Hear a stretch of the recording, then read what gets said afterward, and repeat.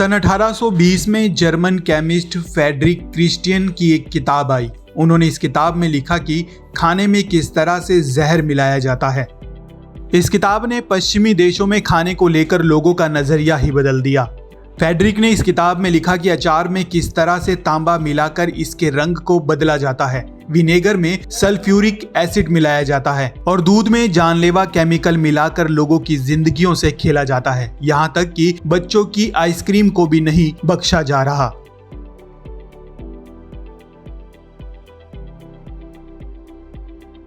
इन खुलासों के बाद वहां के लोग खाने में मिलावट को लेकर सजग हो गए। सड़कों पर रैलियां निकाली गई, नारे लगाए गए और सबसे बड़ी बात कि अपने खाने पीने की चीजों पर वो नजर रखने लगे। ऐसा नहीं है कि इस किताब के आने से पहले लोगों को खाने में हो रही मिलावट के बारे में मालूम नहीं था, पर उनकी आंखें तब खुली जब उन्हें मालूम हुआ कि मिलावटखोर खाने की चीजों में जानलेवा केमिकल मिला रहे हैं। उस किताब को छपे सालों बीत चुके हैं और मुनाफे के लालच में किया गया मिलावट का ये कारोबार आज भी मजबूत है। जितनी जागरूकता इन सालों में बढ़ी है, उसके अनुपात में अज्ञानता भी बढ़ी है। आपको बता दें कि इस दौरान त्योहारों के चलते दिवाली दशहरे में मिलावटखोरों की चांदी हो जाती है। सालों से चल रहा मिलावट का ये गोरख धंधा और भी फलने फूलने लगा है। आपके त्योहारों की खुशियों की मिठास कहीं फीकी ना पड़ जाए, इसलिए आज हम बात करेंगे इन फेस्टिवल सीजन में खाने पीने की चीजों में होने वाली मिलावट के बारे में।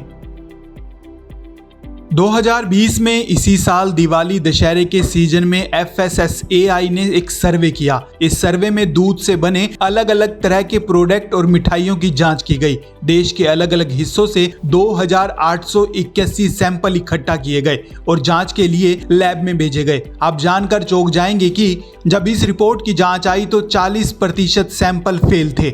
इसके साथ ही कुछ प्रोडक्ट में जानलेवा केमिकल भी पाए गए। इसके साथ ही दूध से बने कुछ प्रोडक्ट में ई कोलाई जैसे खतरनाक बैक्टीरिया भी थे जो इंसान की जिंदगी को छीन सकते हैं। हालांकि मिलावट का शिकार अकेले दूध और खोया ही नहीं बल्कि मिलावट की चीजों की लिस्ट काफी लंबी है। इसके अलावा एक बड़ी समस्या गलत और भ्रामक लेवल की भी है, मतलब कि नाम बड़े और दर्शन छोटे।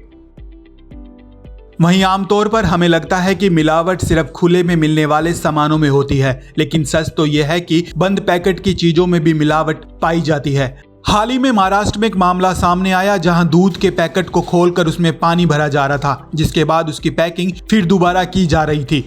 2020-21 की मिल्क सर्वे की रिपोर्ट में पाया गया कि 57% दूध के सैंपल में किसी न किसी तरह के केमिकल की मिलावट की गई थी। इनमें से कुछ दूध के पैकेट के सैंपल तो इतने खतरनाक थे कि यदि कोई उनका सेवन कर ले तो उसकी जिंदगी मौत में तब्दील हो जाए। दुनिया भर में मिलावट की चीजों पर नजर रखने वाली संस्था SSAFE का कहना है कि त्योहारों में जब खोए, दूध, मिठाइयों और घी की अचानक मांग बढ़ जाती है तो जाहिर सी बात है कि मिलावट का कारोबार भी बढ़ जाता है।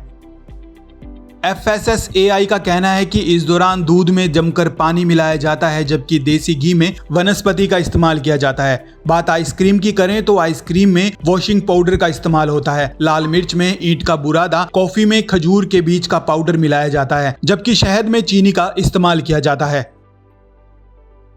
ऐसे में आप अंदाजा लगा सकते हैं कि जो हम खा रहे हैं वो हमारी सेहत के लिए कितना खतरनाक होगा। खासकर इन त्योहारों के सीजन में हम जमकर मिठाइयों का इस्तेमाल करते हैं।